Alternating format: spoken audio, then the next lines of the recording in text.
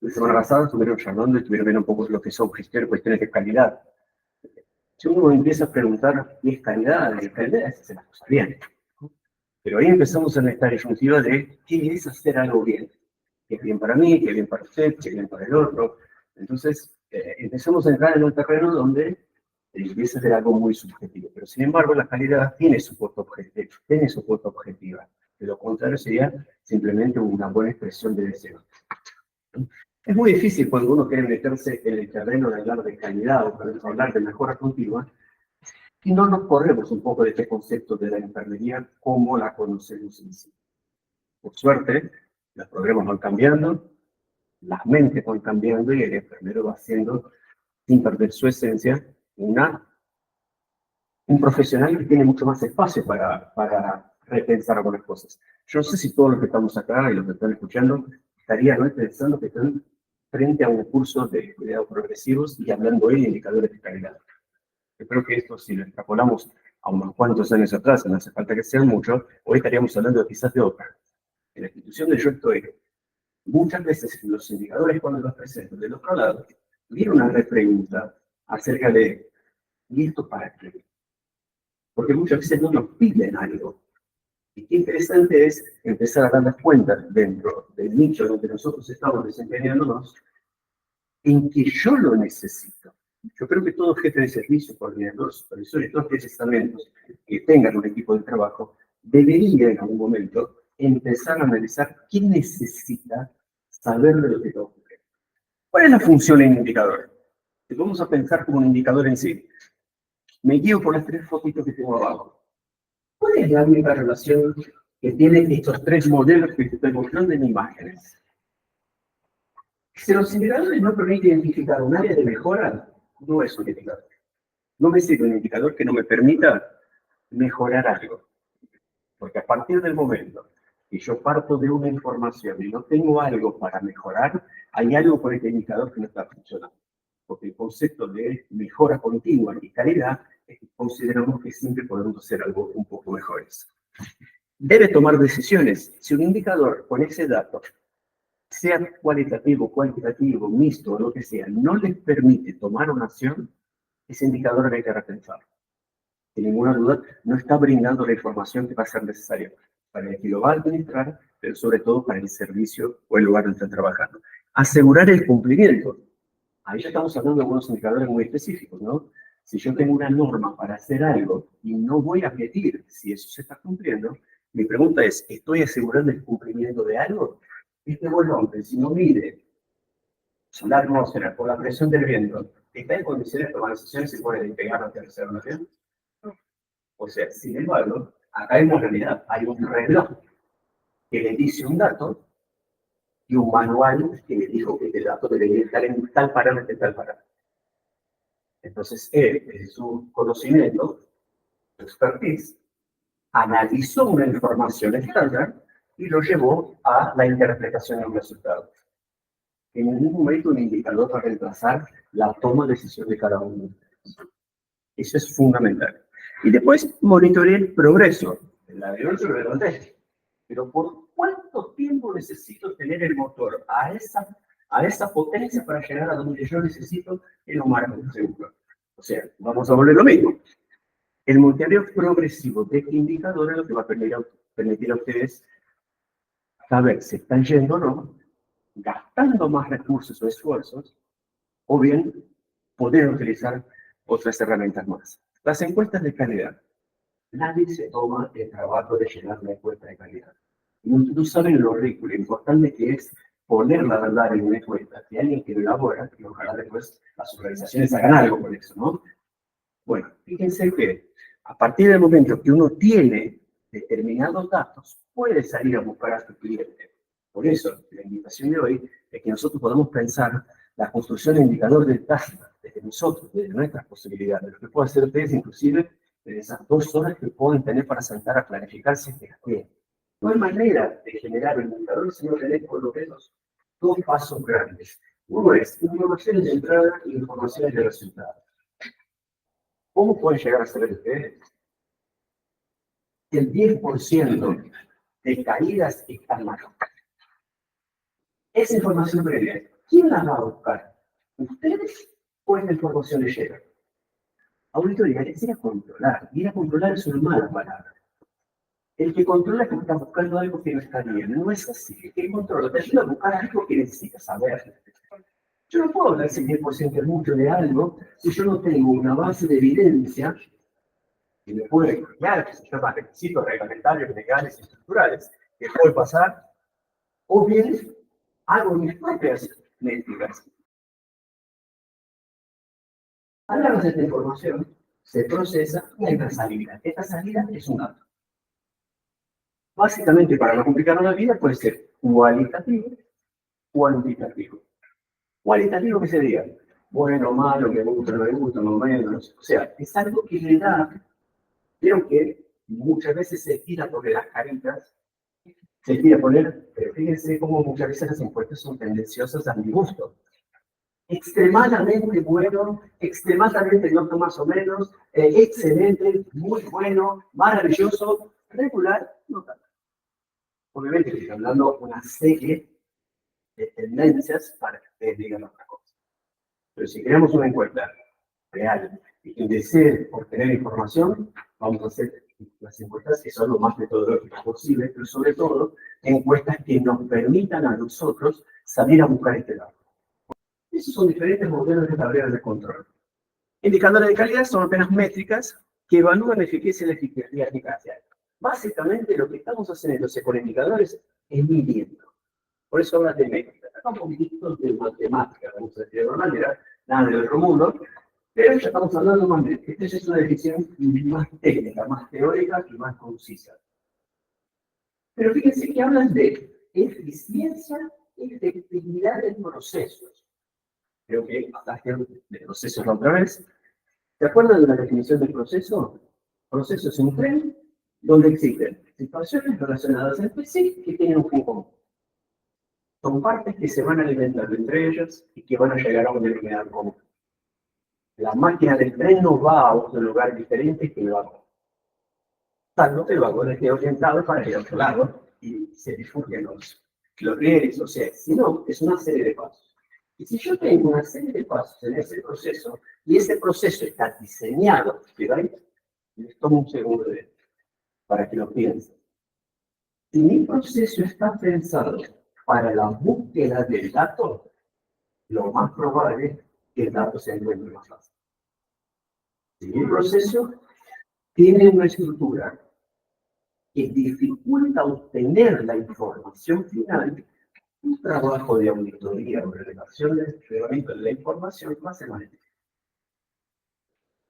La tasa de ausentismo del personal de enfermería en su sector en el turno mañana, en comparación con la tasa de ausentismo del extranjero, ¿es la misma? ¿Les interesa este dato? ¿Les interesaría llegar el lunes sabiendo lo que pasó el domingo? Pero les interesaría llegar el viernes sabiendo lo que pasó. Bueno, esas son diferentes métricas y si nosotros en un Excel común, a la hora de utilizar los sistemas, eso nos puede permitir que muchas veces vamos a partir de indicadores retrospectivos, independientemente de cuenta de lo que pasó, pero eso no deja de ser un input de la parte de entrada para un proyecto futuro. Si yo en los últimos 90 días analicé la variabilidad de la información del ausentismo, más o menos sé que tengo que tener previsto X porcentaje para el fin de semana, para la noche, para el trabajo, por ejemplo. Pero hay algo que es interesante. Esto es un caso real de hace muchos años atrás, pero es que a la fecha. Cómo uno puede empezar en un lugar chico con indicadores muy, muy elementales y que para algo va a servir. Pero lo que más me interesó, tener una información, pero ¿de dónde partir? ¿Cuántas de sus puntos que yo dije que voy a realizar, los voy a realizar? 24. Yo elegí 24 puntos para ver si se estaba o si no estaba, si se cumplía o si no cumplía. Un checklist cualitativo. Si no, me dio un resultado. Número de conformes. Yo eso todo lo definí yo, lo definen ustedes. Esto, 24, que es el 100% de lo que fui ver, en este lugar, por ejemplo, el UTI, le cumplía 17. Llevado a la matemática, le cumplía con el 70%. Pero yo decidí crear un estándar. ¿Quién me dice que esto es así? Yo agarré la norma de algún lado y dije, ahí dice eso. No, no dice eso. Quizás no podía ser tan audaz de llegar a poner eso. Creé un indicador, un sistema interno que me pudiera empezar a decir dónde estoy, para ver por dónde tengo que trabajar, para ver cuándo me puedo comparar con algo un poquito más audaz. No es el motivo de esta charla, pero de acá tiene que salir algo que se llama plan de acción. Acá me dicen aspectos técnicos. Fui a ver, y acá me acuerdo muy bien, fui a ver qué hacía con las vías centrales. 12, 13 conformes en los puntos técnicos y de la vía central. Le daba una media de la guardia del 81%. Soy casi un campeón. Pero eso se lo traje porque fue la mentira que hice a mí mismo. En la guardia, en mi guardia, donde no hay internados, donde entran prácticamente nada de vías centrales, si me inventaron 2 o 3 vías centrales que estaban más o menos bien, me elevó el estándar. ¿Con quién quedé bien acá? Y de detecciones, con las direcciones, siendo la guardia que tengo, los míos son unos cracks. Por eso que cuando hacemos evaluaciones tenemos que tener muestras significativas. Pero cuando voy a UTI, ahí ya la cosa cambió un poco el número. Porque ahí estoy jugando en primera. Estoy yendo a un lugar donde probablemente la gran masa de internados tenga una vía central.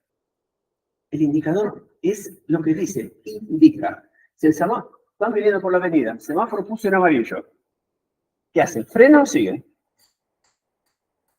Si yo estoy a 1 metro de la línea blanca y atrás vienen 3 colectivos, si clavo los frenos, es un desastre.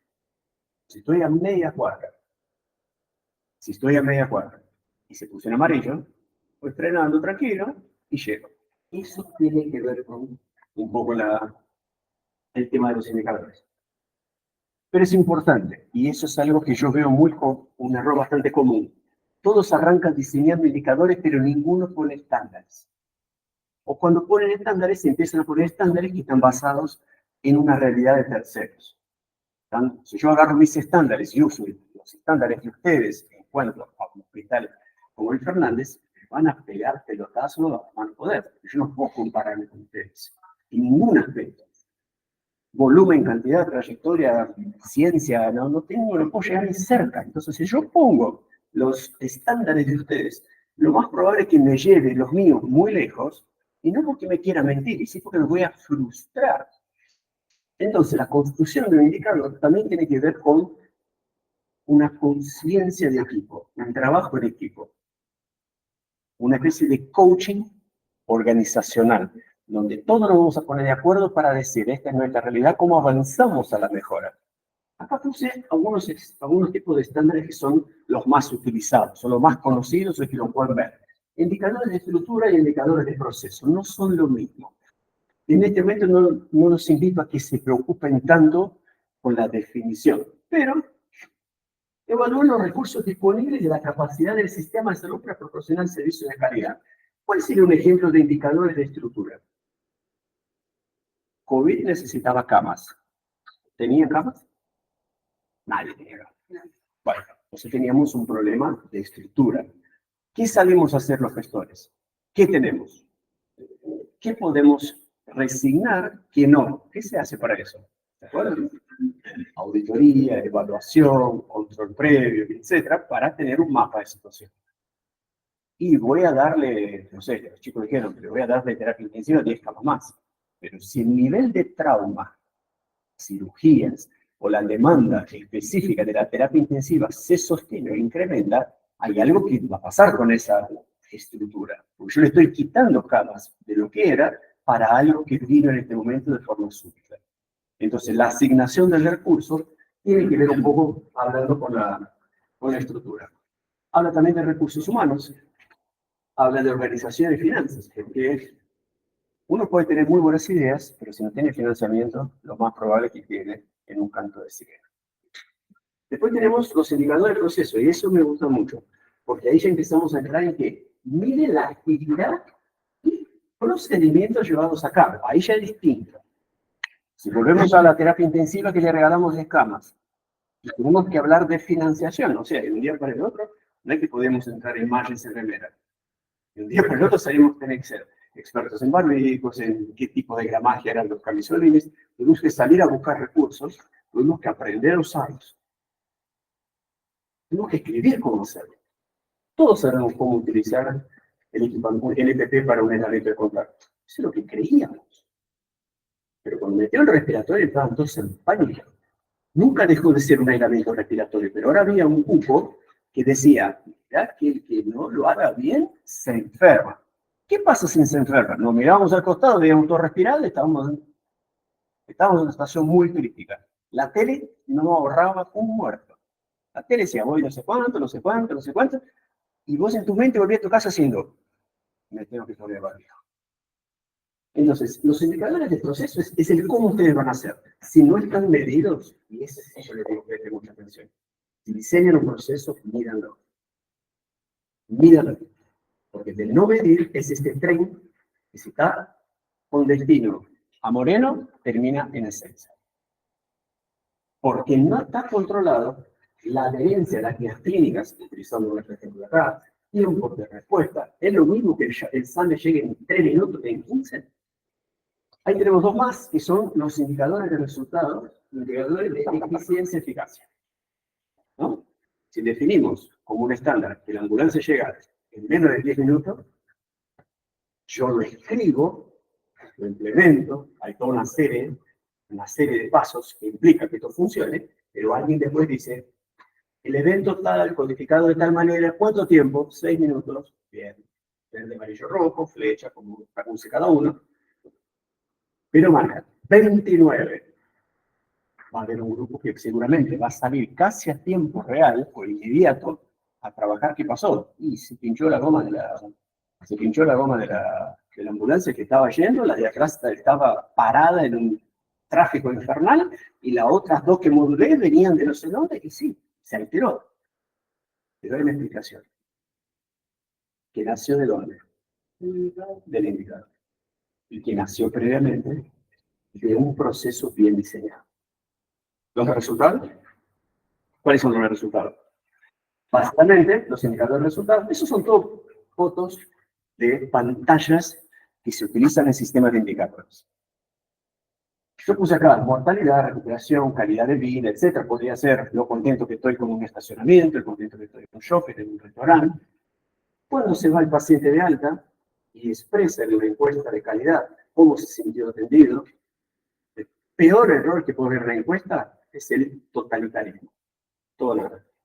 ¿Cómo se sintió usted atendido en el Hospital Fernández? Me puede salir cualquier cosa. Menos la verdad, cualquier cosa. Si no le gustó la comida, se va a olvidar de aquella enfermera que le agarró la mano cuando volvía de quirófano, asustadísimo, y se olvidó eso. Entonces, cuando arman una encuesta, las encuestas las tienen que hacer personas que tienen a un grado de entrenamiento en encuestas. Lo contrario, la información puede ir para cualquier lugar. Y después tenemos algunos que tienen que ser relacionados con costos, relacionados con productividad. Si yo tengo un quirófano que tiene que tener 25, si está programado para 20 cirugías por día, y tengo 15, ese indicador me da bien o mal. ¿Hay algún lugar que la tuve errada? O erré en el tipo de cirugía, cálculo de los tiempos, o no estoy haciendo la limpieza que tengo que hacer en el medio, o está haciendo un molinete de... O sea, hay algo que está haciendo mal, porque está calculado para eso. Los procesos dicen que hay que hacerlo así. Y el indicador que ustedes tienen dice que está dando diferente. Y después tenemos el de satisfacción del paciente. Ese me gusta mucho porque es lo que hablamos recién. Es muy cruel. Todos hacemos un trabajo lo más impecable que podamos con los recursos que tenemos en el momento que estamos. Y a veces los resultantes son crueles. Piensen que a ustedes, no tanto a ustedes, en mi caso, en mi institución, no me elige nadie. No hay un solo paciente que diga, yo quiero ir ahí. No por lo menos al principio, porque somos un centro de trauma y accidente que es enviado por la RT. O sea, la RT dice, vayas ahí. Entonces el paciente ya medio expectado. Dice, no, la empresa me manda acá porque sabe que a mí no me van a dar la pensión, no me van a dar bien, me van a hacer trabajar cuanto antes y yo voy a seguir lastimando. Ese es un concepto. Tengo que recibir este paciente y tengo que mostrarles que, miren, su ART es una cobertura que paga por lo que voy a hacer. Yo soy un profesional que voy a trabajar con usted como esté bien. Y ahí va revirtiendo la situación. Está demostrado, por lo menos en nuestro caso, en encuestas que he hecho, que si el paciente se va antes de las 72 horas, el número cambia desfavorablemente a que haya estado más de 5 días. Pero se pone horrible cuando llega el día 10. Menos de 3 malos, entre 4 y 7, como que me quieren querer un poquitito más, después de 10 se quieren ir a la casa, entonces está todo mal. Entonces, el cuándo hacer la encuesta es importante, pero sobre todo, cómo diseñarla, para que la persona pueda ser clara y concisa en cada uno de los puntos. Y mi sugerencia es, cambien la metodología para lograr un indicador certero. No es lo mismo la construcción del indicador diciendo le gusta o no le gusta, en el día del ingreso de su accidente, ¿usted se sintió contenido? Se hago otra pregunta.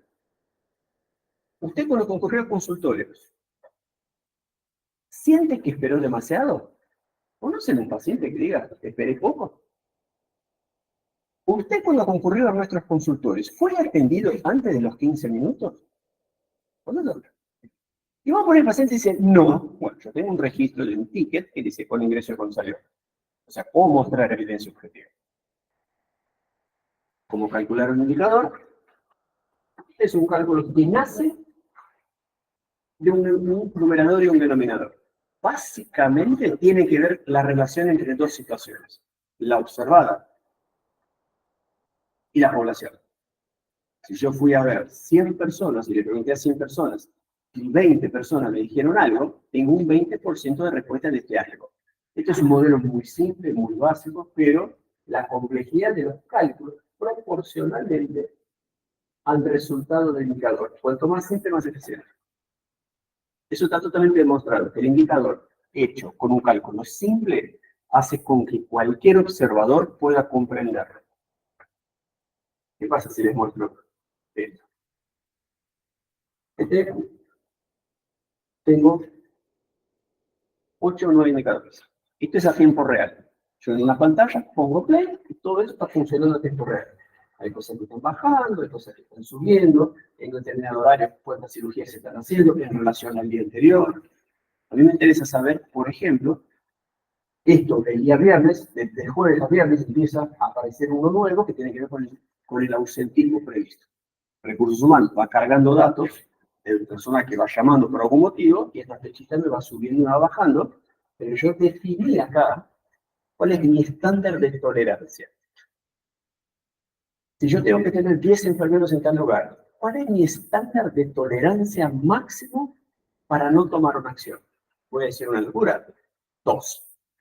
Pueden encontrar mejoras, asegura cumplimiento. Fíjense que puse la palabra estándar de vuelta. Si ustedes no se ponen un estándar, una meta, funciona. Pero quédense, por favor, con este pedacito de acá abajo. Para que el indicador sea útil, tiene que ser necesario. ¿Se van a cansar de conocer lugares? ¿Se van a cansar de ver lugares? Por lo menos yo voy a asesorar a algún lugar o voy a evitar, dice, yo quiero tener información. Yo quiero información porque información es poder, porque si yo sé lo que está pasando, yo puedo accionar. Y mi pregunta siempre es, ¿datos para qué? Porque no hay nada peor que tener la información en la mano y no hacer nada. Entonces hay que, por momentos, saber a qué puerta vas a abrir y en qué momento. Les hago una pregunta. ¿Qué hoy, al Hospital Fernández, ustedes que están acá, hayan faltado administrativos en planta baja, es un dato que necesiten saber a tiempo real? Pero puedo garantizar que para alguien del hospital es medular. Pero que le vaya a faltar gente en su servicio, ¿es importante saber a tiempo real? Bueno, entonces, si realmente es necesario, trabajen en diseñar bien el indicador para que les sea útil. Si no, porque como primero, porque siempre se diseñan indicadores que no tienen uso. Reportes que no llegan a ningún lado, que es peor, con resultados que son de dudosa base de información. Ese dato, ¿de dónde lo sacó? No, lo fue Lo fueron a ver dos enfermeros allá, más o menos lo miraron. ¿Tenían experiencia en una auditoría? No. ¿Qué hicieron? ¿Miraron así? Bueno, no es lo mismo auditoría que inspección, no es lo mismo una auditoría que embuchen. No es lo mismo. Contar con datos reales y medibles, es lo que vengo diciendo recién. Si los datos no son fidedignos y no están basados en una estructura, son datos, son información. Si no es fácil interpretarlos, no sé. Tiene que ser necesario y tiene que ser fácil de leerlo. Si el número es rebuscado, si la gráfica que se buscó es para el marketing, y si la información, cuando ustedes pongan el ojo, no la interpretan, ahí hay algo que no está bien. Y hay que revisarlo un poquito. Brinda información para tomar decisiones. El indicador, el resultado, no les permite tomar acciones, quizás no eran necesarias. Quizás los datos, como ustedes conocen mucho de lo que están haciendo, lo más probable es que solo a simple vista dicen no puede ser. Y permita alterar un proceso que haya desvío. Como hablábamos de la ambulancia, si no hubo ningún escenario que haya sido cataclísmico para que este proceso no se cumpla como estaba previsto, el indicador tiene que permitir, doy un ejemplo absurdo que disculpas, que a Roberto le diga, no llega, y él diga, levantale el papel. Esto es un poquitito una síntesis. No se puede controlar lo que no se mide y no se puede medir lo que no se controla. Eso es una frase mía de cabecera. Si ustedes no controlan, o sea, no auditan, no miran, no inspeccionan, no visualizan, no están en el lugar, imposible que puedan crear una métrica que les brinde una información. Si tiene esta información y luego no se controla, no tiene ningún sentido ese. Y es una pequeña descripción del modelo de gestión. Los indicadores minimizan riesgos, minimizan costos y sobre todas las cosas permiten que ustedes hagan las cosas un poco mejor. De riesgo, ninguno de nosotros nos despertamos a la mañana con ganas de hacer daño a nadie. Pero nuestras acciones terminan en la mesa de un abogado con mucho tiempo para leer, con peritos, que parecerían que de colegas no tienen nada, que miran lo que quizás ellos también harían, y le meten más peritos y hacen un dictamen. Y se le entregan a un juez que en su vida vio un paciente más que su señora con lo que parir. Y dice, mala praxis. Entonces, el trabajar con indicadores, el trabajar con calidad, el trabajar estandarizado, el trabajar con procesos claros, va a permitir que la labor que ustedes hagan, pequeña o grande, sea realmente más segura. A su vez, evita costos. Porque si yo lo tengo previsto y lo tengo monitoreado, me voy persiguiendo cuando el presupuesto se va yendo de línea. Las horas extras en el hospital están liberadas al uso y albedrío. Hay alguien que las debe definir. En mi institución las horas extras las defino yo. Tengo un presupuesto adjudicado. Pero cuando me cae un cuarto día feriado, ¿qué pasa con mi presupuesto? Detona. Porque hay algo que inventó el sindicato, el convenio colectivo, no estoy cuestionando, simplemente me dice que pueden trabajar 3 días y el cuarto día lo tengo que pagar. Y lo tengo que pagar al 100%. O sea, me utiliza un día el 80% de mi presupuesto. ¿Qué hago yo? Abro el pecho, pongo la J y digo, vamos para adelante, o voy a la dirección y digo, mira, ¿viste el presupuesto que para el mes? Bueno, este mes no alcanza. Hay que meter un 70% más. Ahí arranca los gritos, ¿no? ¿Por qué? Por eso. Ya lo tengo previsto. Entonces, riesgos y costos. Si yo no me fijo en algo sencillito, ¿cómo saber cuándo caen los feriados nacionales? ¿Y cuál es el impacto que tiene económicamente en el departamento de enfermería? Le voy a reventar la plata al otro. Y si esta plata no estaba prevista para eso, porque justo era junio y había que pagar aguinaldos. O sea, hay una serie de situaciones que son socioeconómicas que van de la mano de la calidad y que van de la mano de un diseño de indicadores. No sé si logré explicarle. Medir lo que hacemos es más fácil que adivinar y además es mucho más barato.